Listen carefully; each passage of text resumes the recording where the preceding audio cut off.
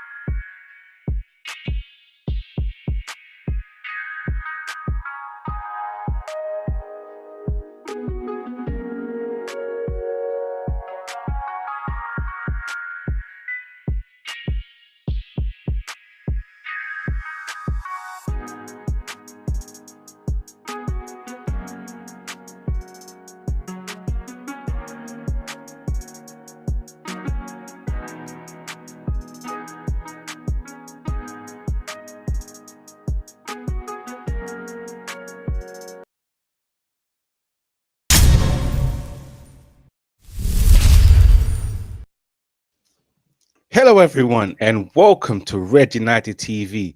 It's your boy, Ivorian Spice, and we are back at it again with another catch up. Volume 101. Yes, Manchester United fans, it's not the best week for us as well. 2 defeats back to back for Manchester United. Poor defending, poor goalkeeping, a lot of things to talk about. Of course, you see today's title is called David De Gea Not Good Enough, where we'll be discussing David De Gea's time. Is his time at Manchester United up? We'll discuss with the guys as well. They're waiting in the background. We're going to introduce you to them as well. And of course, the match against West Ham, where we'll be analyzing today's game. As always, guys, subscribe, smash that like button, share across all social media platforms. Get yourself involved with Red United TV and join the community. For those who are watching across Twitch, YouTube, and also Facebook, get yourself involved in the comments. Let me get straight to it. Let me big up the guys. Of course, we've got Jerome, we've got Ems. Let me start with you, Jerome. Yeah, big up to Jerome, man. Thanks for joining us as well. I know it's not easy coming when Manchester United have just lost a game. A big up to you guys. You know, you show your chest. Jones, what you say, my bro? Yeah, man, I'm all good. Obviously, apart from the United result, just trying to get on with things. Really, try not to let the United result ruin my bank holiday weekend.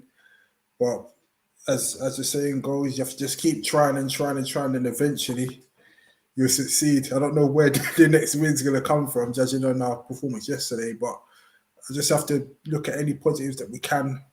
Got a week to prepare for the next game, but as the dust has settled from yesterday, I feel a little bit better now.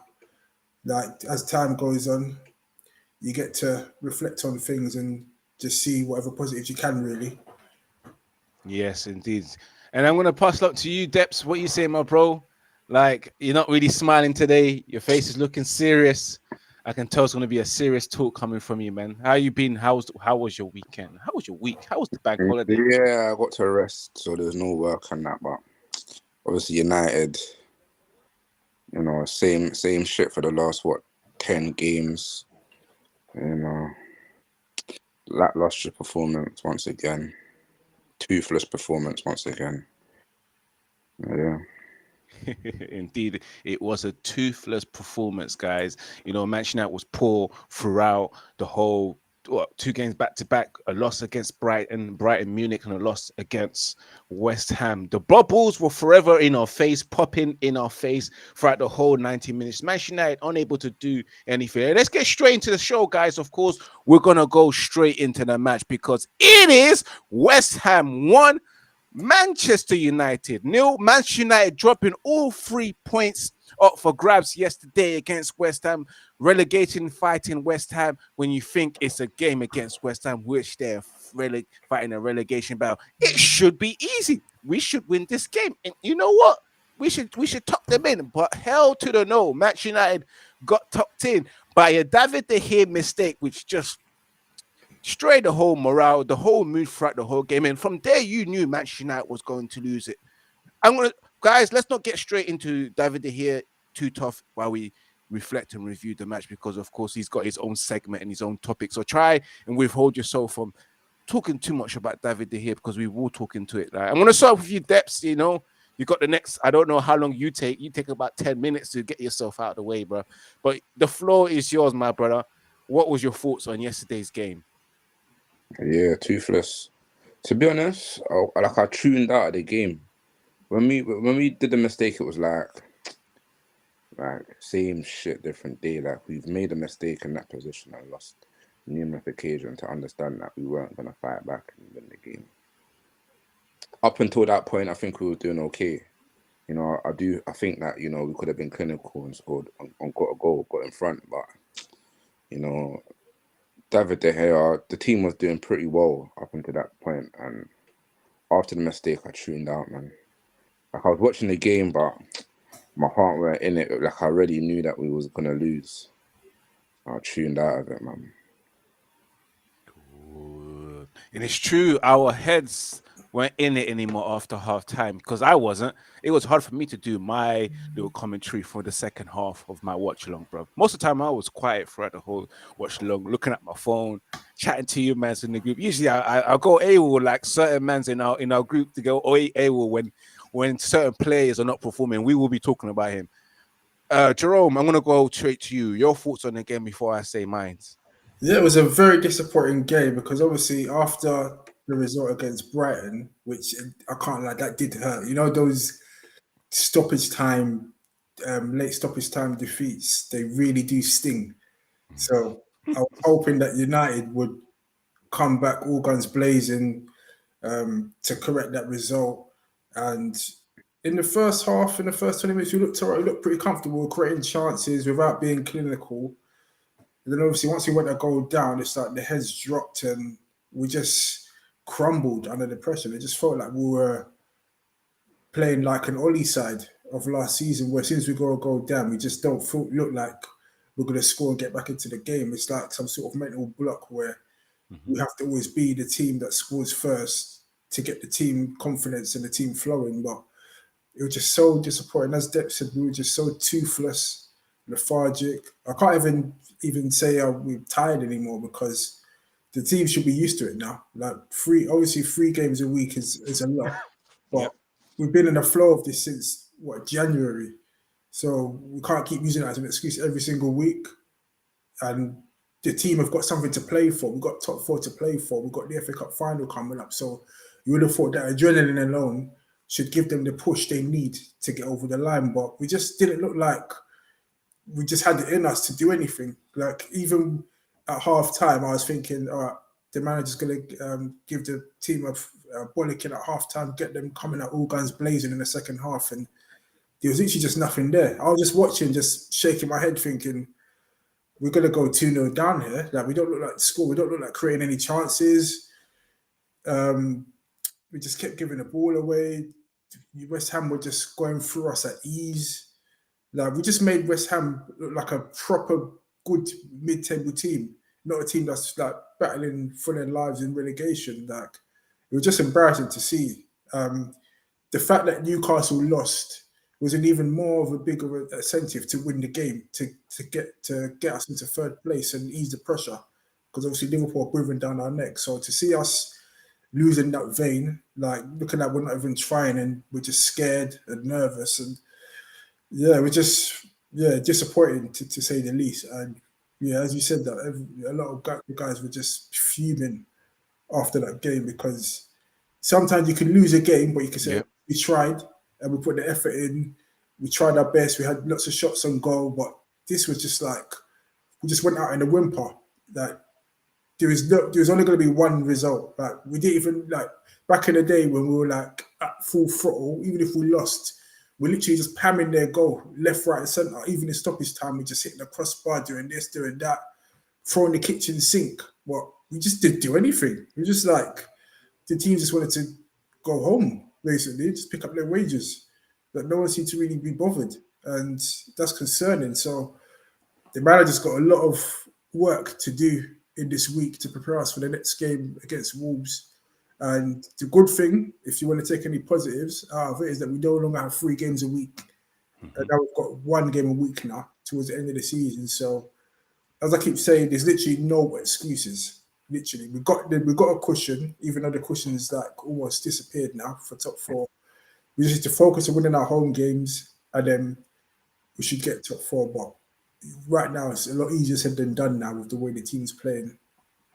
Absolutely right, man. Well, that's a lot of things that you said there as well. Manchester United looking scared, throwing the whole kitchen, the whole sink at the kitchen through the sink or sink at the kitchen. Throwing the kitchen sink. Can sink out, like everything out. Manchester United was just terrible. And of course, you see the statistics there that Manchester United had 19 shots and 4 on targets. I was watching the whole entire match. I was asking myself, where did these 19 shots come from? I never saw it. I never saw the 4 shots on target. It's a bit of fraud there. But I'm going to move up to you, Dex, because you was laughing. Did you see it, bro? Was you impressed with Manchester United attacking? We looked dangerous. In the beginning, Anthony cut in. I think he hit the post twice. We hit the post twice. Rashford hit the post. And we looked dangerous. We looked like the forward players were getting in and behind, getting in between the lines. And Declan Rice was going to have a difficult day. That's what it looked like. And they just did a U and U. So they got in between our lines. So I don't know if he was dropping back, but there was about 3 players around him. And he had a pop shot, and that was it. You know, that's what United was doing for the whole half an hour until that happened. You know, they were getting in between the lines, running that goal, and they did a U on U on the counter, and it was a goal. So we're getting used to United, you know, not finishing games, not being clinical, not, you know, understanding attacking football. You know, United have not been, in my opinion, an elite team where they look dangerous. United haven't looked dangerous in a game since we had the whole team, you know, with Martinez available, Varane available. United hasn't looked dangerous with the squad players that have been used or utilized. And that's concerning, you know. We're coming towards the end of the season now. We've got a lot to play for. We still got Champions League final. Look, I'm dreaming there. We still got FA Cup final. You know, top 4 to play for. But somewhere in the back of Ten Hag's mind, he's got to look at the last, I'll say, 10 games. But this is before Sevilla. He's got to look at the last 10 games and say to himself, is this complete squad good enough? Because I remember at one time, I think it was the Mourinho, the beginning of Solskjaer's tenure, everybody was raving about Manchester United squad. Man United's got a big squad to win the league. You need people coming off the bench. And not to be rude, the bench at Manchester United was strong. We still had Sancho. I do like the look of Garnacho. You know, we had a decent bench. You know, Dialogue to come on if things went wrong. But then what he's utilising, he brought on Weghorst. Like, I mean, Weghorst stayed on. Or no, he took off Anthony Martial on the 70th minute or something. You know, I wasn't even concentrating. That's how you get it. But I'm thinking Ten Hag does this a lot where he just doesn't make the right substitutions. He just doesn't make the right substitutions or he doesn't put the right tactics out to see out the game. You know, or because as Manchester United fans, we're used to last minute winners. You know, we get last minute winners. We used to comebacks, winning games. We go 1-0 down, we're gonna come back in this game. And now I'm watching United, I'm thinking, we ain't coming back. You know, as I said, I tuned out after 27 minutes. That's got to be blasphemy as a Manchester United fan. Do you know what I'm saying? You know, we're the comeback kings. So, you know, right now, Ten Hag has to now start thinking, are these players good enough to play for Manchester United? Somewhere in the back of his mind, because if he doesn't, the same thing that happened to Mourinho, the same thing happened to Ole Gunnar Solskjaer, that team right there will get him sacked. So if he doesn't fix this team up, because the players he's brought in, wonderful. Casemiro, Ericsson, although they got to run around, you know, I feel like they got helped by Martinez a lot, but they've been wonderful. They've been our best players. Ericsson, Casemiro, Martinez, the players that he's brought in, and Anthony maybe been the best players, but I do believe that everybody other than the players he's brought in have been whack. Obviously, a lot of players have proven themselves to be okay players, like Aaron Wan-Bissaka and Luke Shaw. And here we go again. I'd even put David De Gea in there. David De Gea, you know, they've proven themselves to be okay. Anthony Martial, okay players, but to be the elite, bro, the elite that's gonna take on the league, they've not been it for like what 5 years, 5 years minimum. And I'm gonna stop you there, Depths, as well, of course, because Manchester United, there was so much going on in the game, because I watched it as well, and I have to go straight to, because I don't even got to have my say, because overall I felt we was a piece of shit throughout the whole 90 minutes. We started off in a 50-50 game in the first 20 minutes, and then capitulated the moment David De Gea conceded that goal, and I have to say that goal itself was a pussy boy shot from Benrahma, and David De Gea could have done a lot better. But he couldn't. I call him Butter's fingers now, because that's what he is, man. Like I have to put the whole game on him, because it's on him. Of course, the strikers himself never really done anything when it comes to going forward, because we was passing the ball in their final third, just continuing to pass it like it was past the parcel, but not stopping the music and no one unraveling the present to see what our goodies is, because we never saw any of those goodies. We had 20 shots at goal. 4 on targets, and I never really got to see it, bro. I was looking at it and I was thinking, where? And as soon as we conceded that goal, the game was over. Second half, Manchester United just couldn't do anything. Again, Ten Hag making those substitutions, and those substitutions were just not good enough. Jadon Sancho coming on, and guys, let's go straight into it. Jadon Sancho yesterday coming on, having no effect. Anthony Martial, those players that we're going to be looking at, and Wout and Weghorst, we're going to be discussing. Those 3 players right there, guys. They came on and had 0 effect. What's you guys' thoughts on those 3 players? Depths, let me just repeat myself. We're only talking about those 3 players, no one else. And don't go off topic. Sancho, who is it? Sancho, Martial, who? Sancho, Martial, and Weghorst that came on and done absolutely fuck. We looked worse than what we was, man. You guys take on it. Whoever wants to go can go. Yeah, what I'm gonna say is with Weghorst, he seems to be the big scapegoat of United's performance yesterday, for the fact that he started the game, which raised a lot of eyebrows. But what I must say is that we all know when it's all said and done, Weghorst isn't good enough for United. He isn't good enough at this level. He's probably not even good enough to play for most teams in the Premier League. But we can't really blame the manager on that. I can only assume that he played him because he just needed to put someone that had height to deal with the physical threat of West Ham, and also a pair of fresh legs, because we know that Martial can't really complete back-to-back games, let alone complete a full 90 minutes. So I can see why he would have played Weghorst, even though we just know that he's just not up to it, because he doesn't score goals, and we've been struggling to score goals lately. So I think going forward, obviously we're playing 1 game a week now, so the players can get their rest. I think Weghorst just needs to be on the bench and just be put on as a plan B if we're struggling to do anything in the game, because right now he's just absolutely useless at the moment. Playing him in the 10, he just looked like a lost puppy in the middle of the park, just running around for the sake of running around, and wasn't really involved in the game. And I just think, I know he wants to stay and get that contract, but he's definitely going back to Burnley. Like, there's actually no use for him at United. So that's Weghorst. With Martial, obviously he came off for Weghorst, I think on the 70th minute.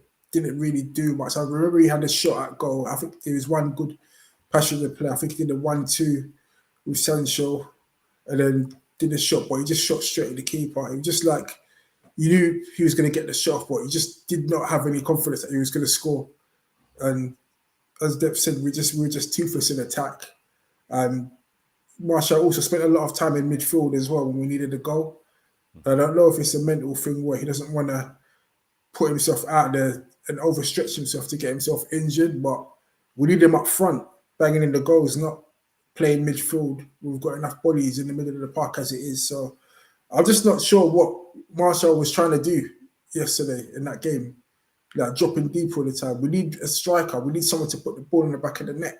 And he just never seems to be in there. But we need someone to score the goals. So, disappointed in Martial because I actually like him as a player. He's got a lot of good technical qualities, but we just need goals. At the end of the day, goals win games, and he's not delivering. He's not scoring goals. I think there was a stat that he scored 6 goals in 3 years or something ridiculous like that. Like he's just not delivering. He wanted to be the number 9. The manager's giving him a chance, and he's not delivering. And we're going to need some big changes next season, regardless of whether I like the player or not. I've got to think about what's best for the club for us to start challenging consistently for trophies and not just battling for top 4. And the last one, Sancho, everyone's given him a chance. Obviously, when he was brought in under Oli last season, he wasn't really starting, so he didn't really get a chance to get any match rhythm going. But Everton has given him a chance this season. Obviously, he had a good start at the beginning, and then before Christmas, he kind of faded away. He had some personal issues going on. The manager gave him a few months off to recuperate and recharge, and he's come back and hasn't done anything. And it's just making you think what more can we do for you?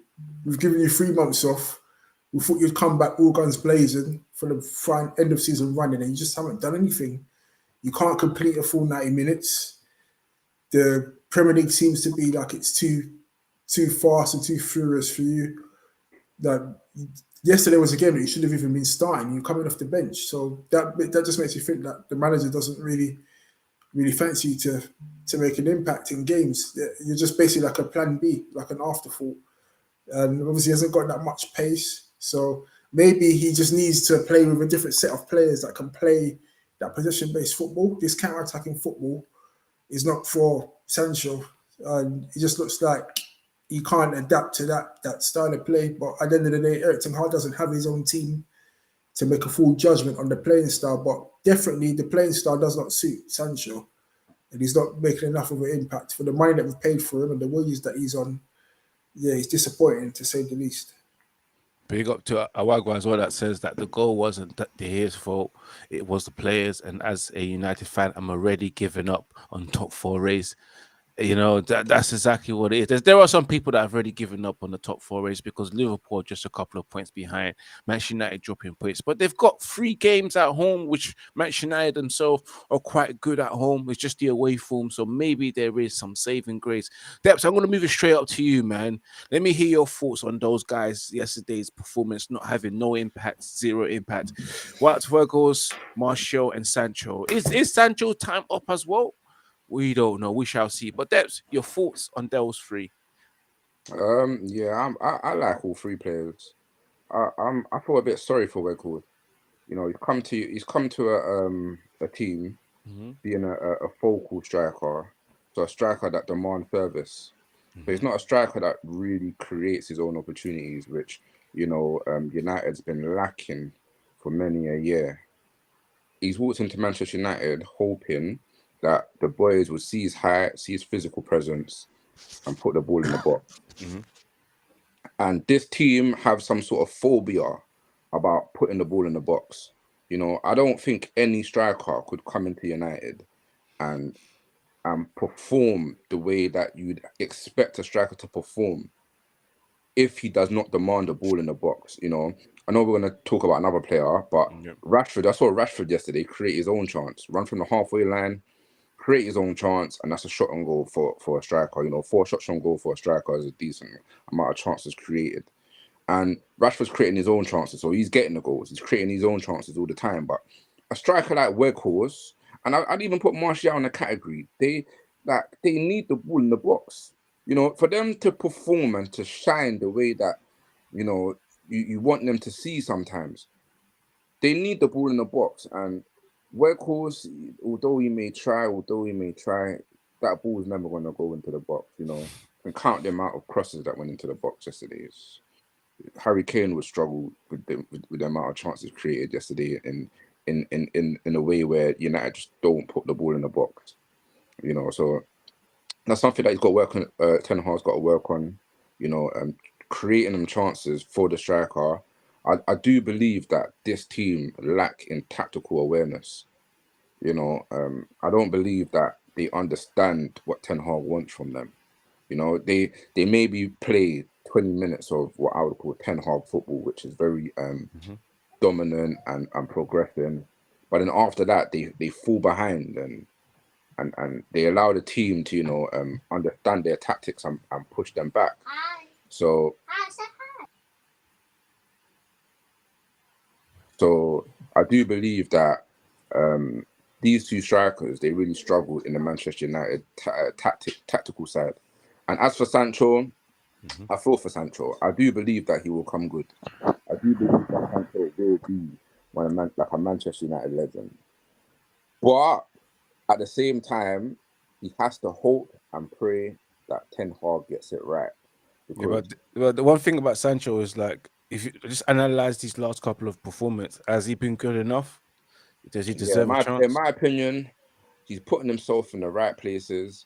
But then, for you to be a winger and for the team, the whole team, to sit that far deep and ask one winger to dribble from the halfway line to the other goal, is difficult for any winger. You know, I don't see any winger in the league playing that way. You know, I think United fans are hoping for an old Ronaldo or Ryan Giggs. That's what we're used to on that side. You know, Giggs, Ronaldo, doing mazy runs, and the game's developed. You know, the game is looking for wingers. The game is looking for overlapping fullbacks. The game is looking for strikers to hold up the ball. And Sancho just ain't getting that kind of service. We all know what Sancho can do. When he went to Dortmund, you know, Dortmund's a very, very, very good team, very progressing team.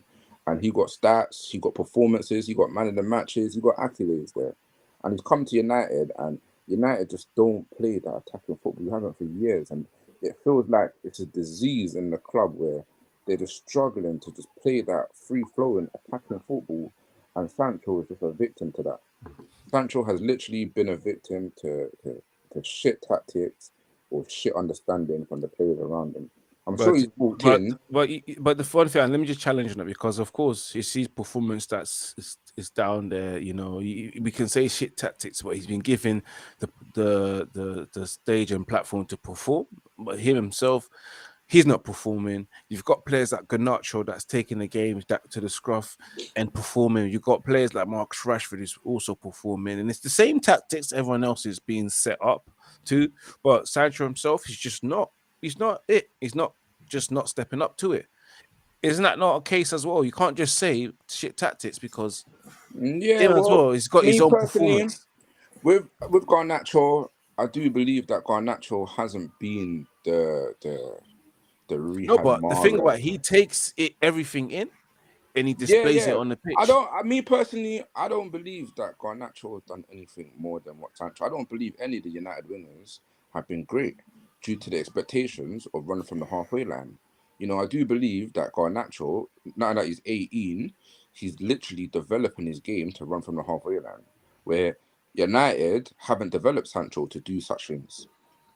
So you're telling me about players that literally run from the halfway line, Garnacho and Rashford, and I'm saying that Sancho hasn't been trained that way by Borussia Dortmund or by Manchester City.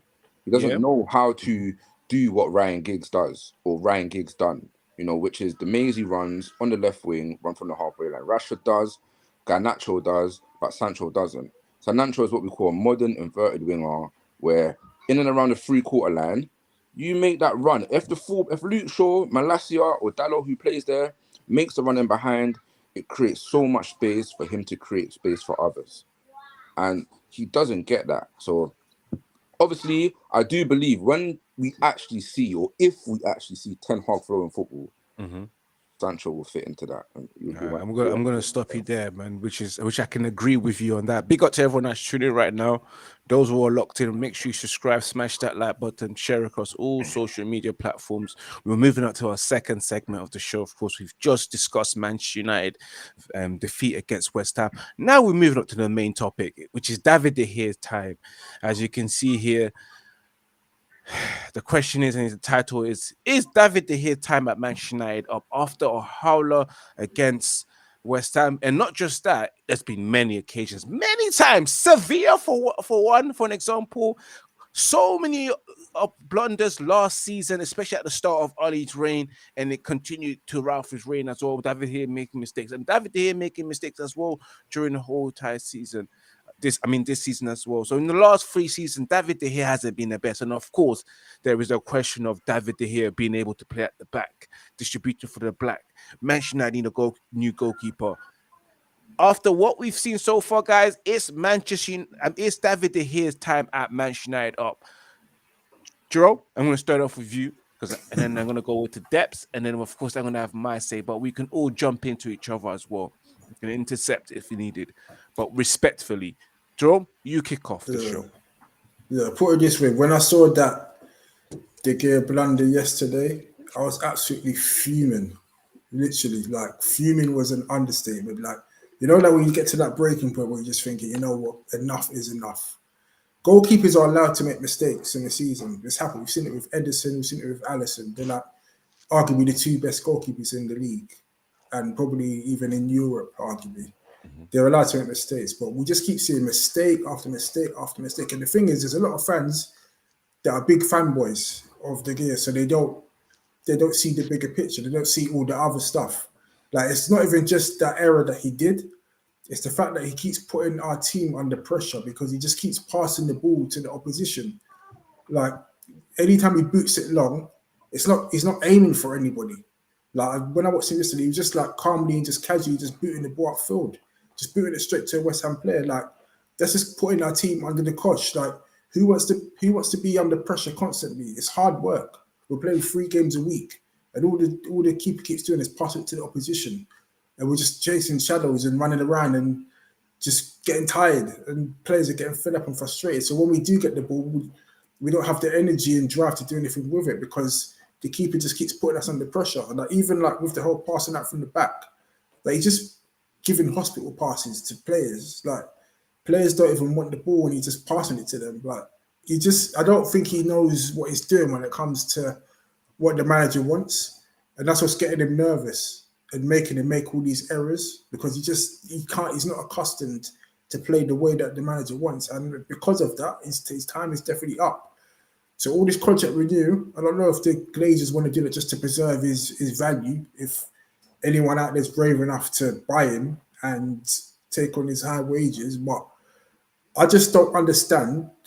The manager wants to play a certain way, and keeping De Gea and starting him next season is going to prevent us from playing the way that the manager wants. So it's like you're shooting yourself in the foot. Why would you want to keep a player and play him and he can't play the way that you want? That surely you came to United to stamp your authority on the team and play the way you want to play, like what Pep did when he went to Man City. He just got rid of the keeper straight away, no questions asked. And that's how we need to move if we're looking to progress forward and play the way that the manager wants. Like, there's no point us just keeping the game and just playing volleyball or just playing freestyle or just saying you'll just kick it up long all the time, because we're just going to, as I said, just keep putting the team under pressure. But going back to the mistake that he made, it was comical, to say the least, literally. Like, it was just a speculative shot, and any goalkeeper at any level would have been expected to save that. Even a non-professional footballer would be expected to save that. It was just shambolic. And as soon as that goal went in, the heads went down of the whole team.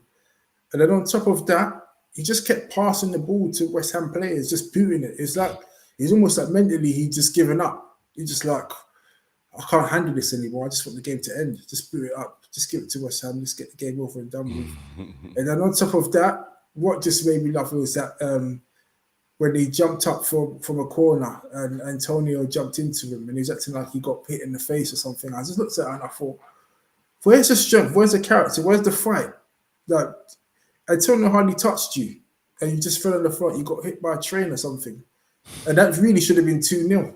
And I was actually just laughing in disgust, just watching, just thinking, just end this game. You know, like when they say end the stream, just end the stream now. Just put us all out of our misery, because this keeper is just out of his depth, to say the least. Like, it's got to that stage now where it's like, why are we accommodating De Gea for? Like, people are going to say, oh yeah, he had 15 clean sheets this season, a record. He's on course for the Golden Glove. But you have to look at the bigger picture. Like, instead of just looking at a stat on a piece of paper, like, the team as a whole, Varane and Martinez are a big responsibility for those clean sheets.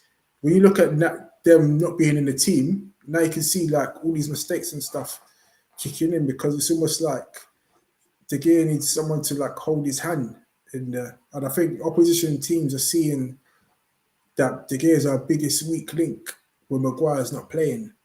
And if we're going to keep De Gea, then be prepared for more performances like yesterday and more anxieties flowing through the team.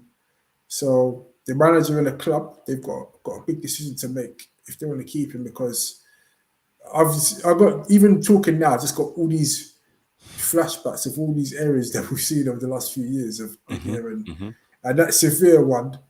I don't think I'll ever forget that one in a long time. Literally. Especially, obviously, passing it to Maguire, you could say it was 50-50. But I'll probably say that's probably more the goalkeeper than Maguire, to be honest. Like, why would you pass it to someone that's got 2 men on him? And then the one where he just miscontrolled it completely. And then it just gave Sevilla an open goal to just put the ball in the back of the net. I was just like, yeah, just end this game now. Like, you can't even put that on the manager. But if the manager chooses to play him next season, then yeah, questions got to be asked of the manager, because the gear's not going to change. He's like, 32 now? What we're expecting from him? That we're not expecting any drastic improvements. We've seen this season that he can't play the way the manager wants. So I'll just say get rid, to be honest. Sometimes, you got to just show some ruthlessness at the top level if you want to be successful. All this sentiment doesn't work in football. We saw that at the weekend when Haaland for Man City gave Gundogan the penalty and he missed it. When he's the penalty taker, he should have taken it. And that could have backfired on them in the end. And us keeping Ollie for 3 years when we knew that it just wasn't working as well, backfired and set us back as well. So yeah, there's no room for sentiment. So as I keep saying, just get rid, invest in a new keeper that can play the way the manager wants to play.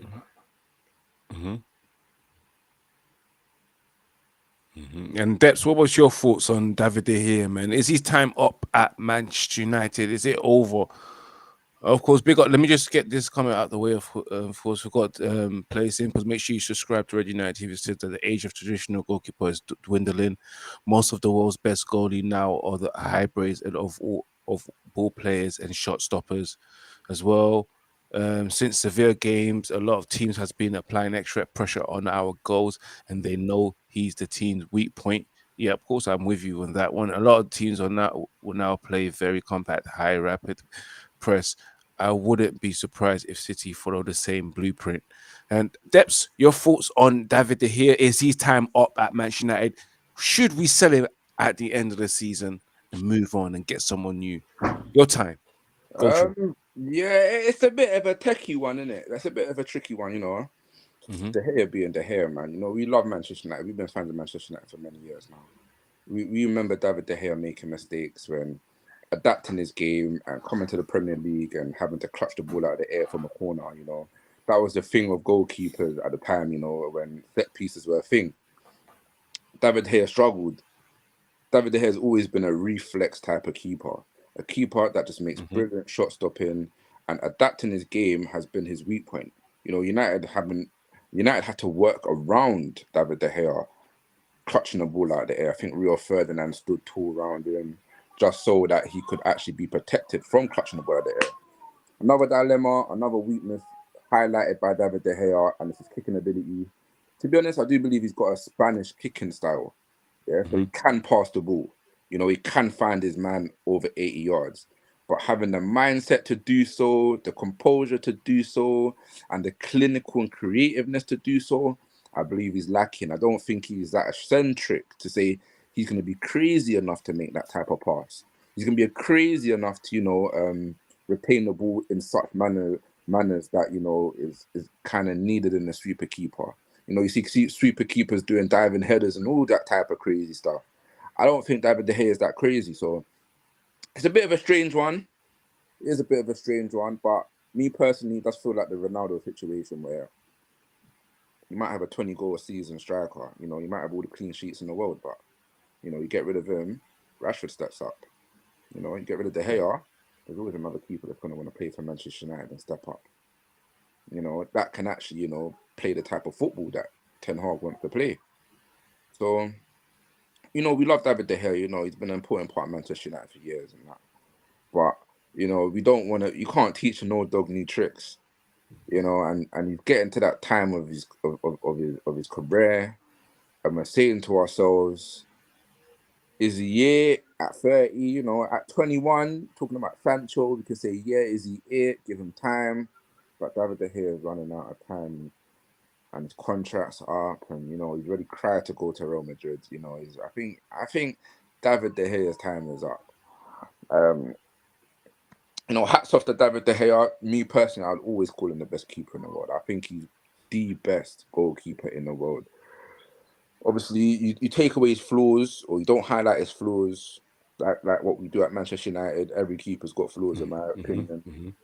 He's the best goalkeeper in the world. Like it's amazing, but now we need his flaws, or it feels like this manager needs his flaws to be vanquished somehow to play the type of football that makes Manchester United great again, and he's just not it. So it feels like a Ronaldo situation, as I said in it, where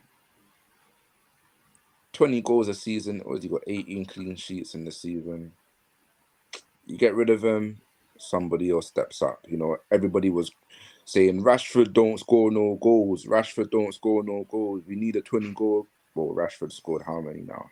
Rashford stepped up in the absence of Ronaldo, and I do believe that another keeper will step up in the absence of David De Gea. So, yeah, I believe it's his time to go. I think Ten Hag knows this as well. I think Ten Hag is a footballing man.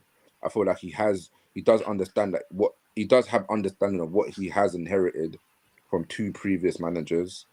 And I do believe that he's seeking change in all departments, which is very exciting times to see at Manchester United, because as a footballing man, there's always going to be a better keeper in the near future. Even me calling him the best in the world, there's always going to be a better keeper. So, yeah, I'm with Jerome on that one. Sell David De Gea, not sell him. Let his contract run out. I would give him a new contract if he was willing to, accept the new rules at Manchester United with, the financial side to Manchester United. But if he's not willing to accept it, I wouldn't, go against contract rules. I would get rid of him and, sign a replacement that is able to step up. Yeah, absolutely true, man. Even me, yeah, with David De Gea, it's as simple as that, man. First of all, let me just get what the last comment as well from Play Simples. Play Simples, a lot of teams know that they will play very compact and rapid rise, and I wouldn't be surprised if they do the same thing. Yes, Play Simple says, let's get a striker to balance out his mistakes and bring in a capable goalkeeper to fill in the spot. I'm thinking you're thinking the season after, once we've rectified our strikers problem in the summer. I think that's what Play Simple is probably saying right there, once we rectify our transfers. But you know what? I'm going to throw that back to you, Jerome, as well, because let me just get my take, because I just think it's 50-50. I always say this. I don't mind if Manchester United sign a new striker and replace David De Gea. That is normal. I can accept that and I can move on with that. If they don't, it's all right, knowing that we have other areas such as strikers up front. But I do think his time is up, because we can't play from the back. And playing from the back is very vital for Eric Ten Hag. He needs that goalkeeper, because everything starts from the foundation, which is the goalkeeper, and the attack is built up from the back.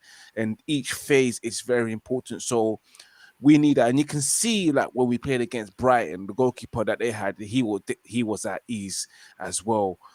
and against Brentford, and you saw it as well, like in a couple of games. And you see Alisson, you see Man City as goalkeeper, and you can just see how influential, how important their goalkeeper is. If you want to see that football, that you want to see depth, and it's true depth. You want to see that Ten Hag football. It starts with the goalkeeper.